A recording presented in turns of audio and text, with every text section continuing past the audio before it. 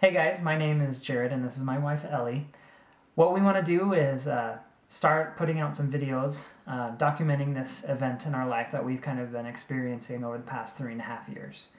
We've been trying to have kids and kind of found out that there's been some things going on, and we'd like to share and start this video process and kind of document everything and share it with you guys if you guys do have any questions or anything like that. We have been married for 3.5 years, and we have been trying for 2.5 years.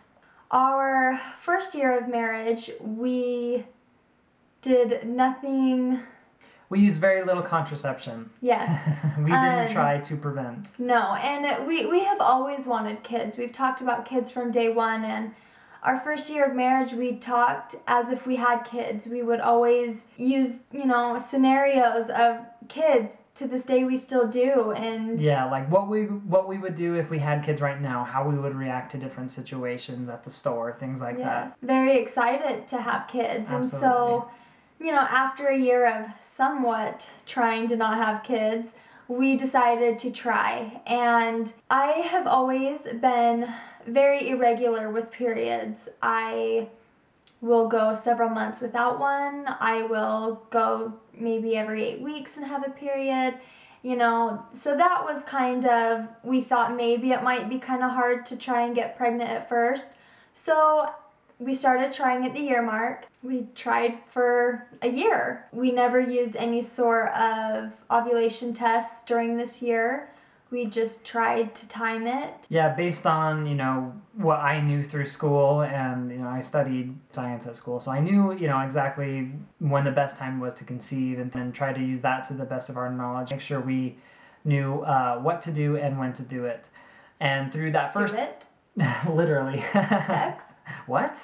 Yes. That's naughty, Ellie.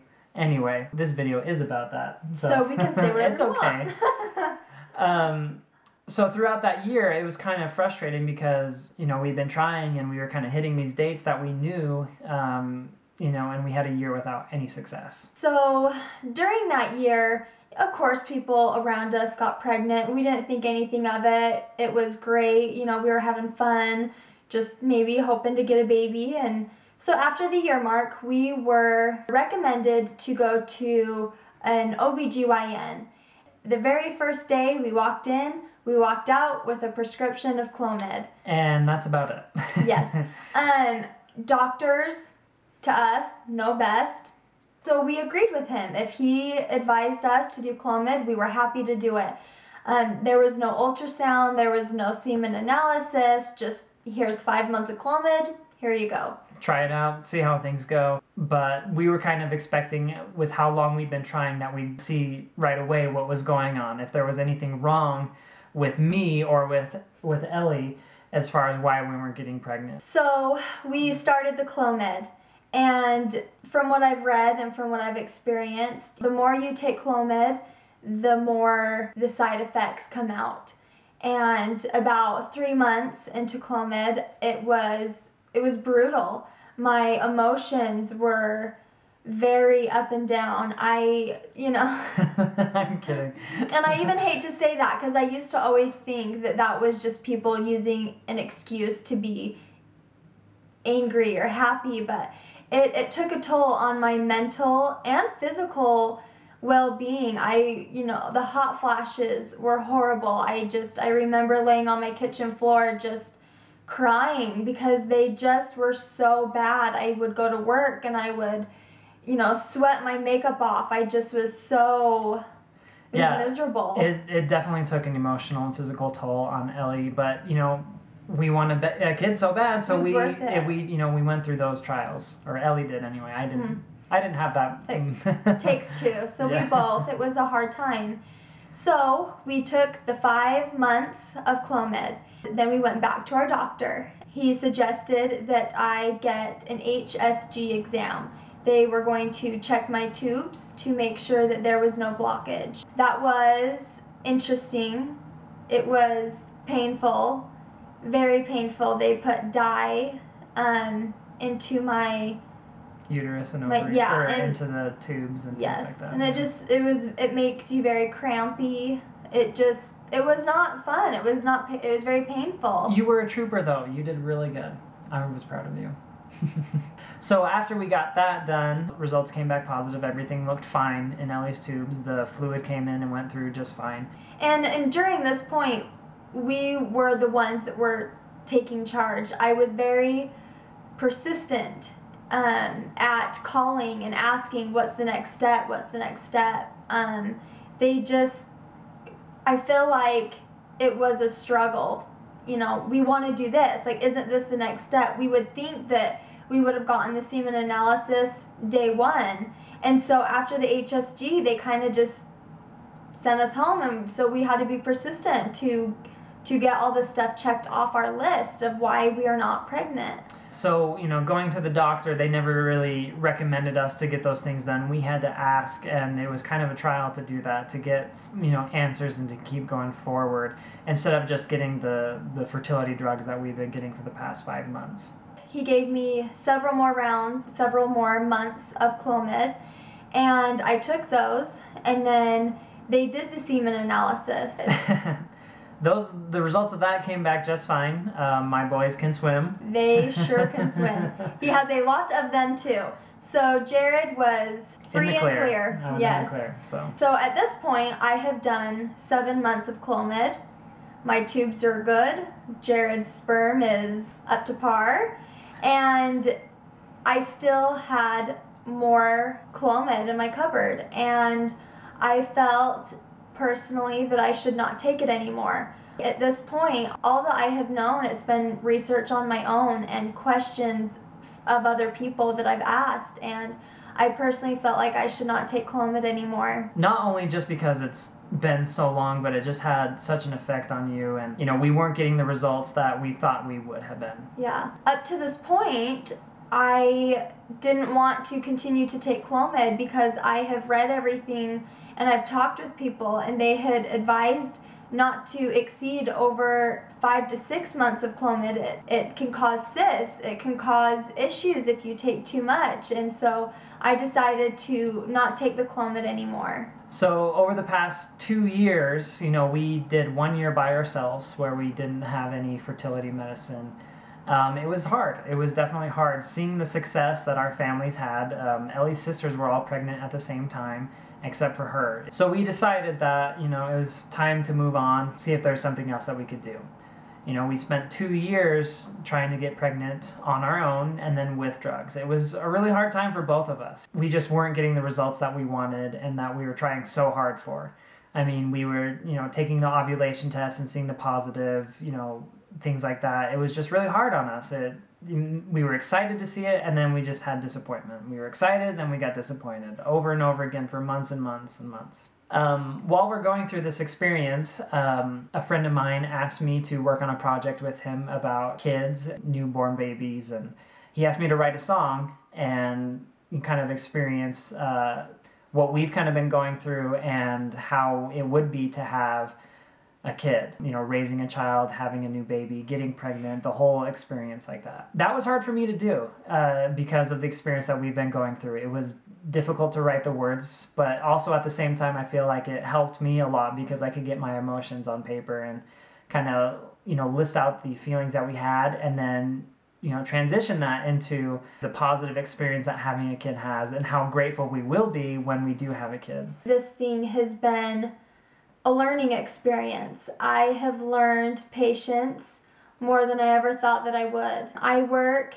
at a salon, and so I talk with people all day, every day, and the question always comes up, do you have kids? Do you want kids?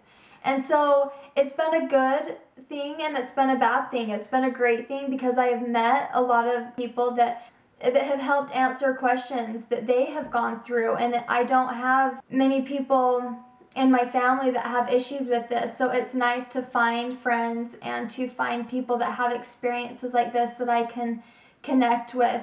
So that's been a great experience. You know, the bad side of it is it really hurts. I don't think people realize how hard it hurts to talk about, and it really affects you when you talk about it every day and you can't have kids and you want kids so bad that, you know, you would give an arm and a leg. And sometimes in those situations, we feel like people don't take for granted what they do have when people are struggling so bad to have exactly what they do have.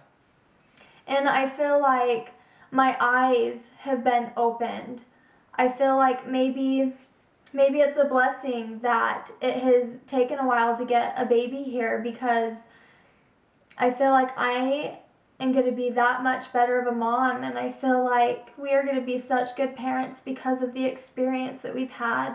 And I feel like because my eyes have been opened, I am more aware, and I am going to be more patient with my kids, and I'm going to be more loving. We have had many prayers at nights to have a baby sent our way, and I can't wait for the day that I'm throwing up, because I'm really gonna just say a prayer that, at least we can get a baby here. How grateful is going to be the day that Ellie has morning sickness, because she's going to be pregnant. Yeah, and we want that. So we can edit this part out. I'm sorry. We decided to go further with this and see what else we could do. After about 2 years of trying, that we would go to a fertility specialist. We thought that if we went to a specialist that we would maybe progress a little bit further. And faster.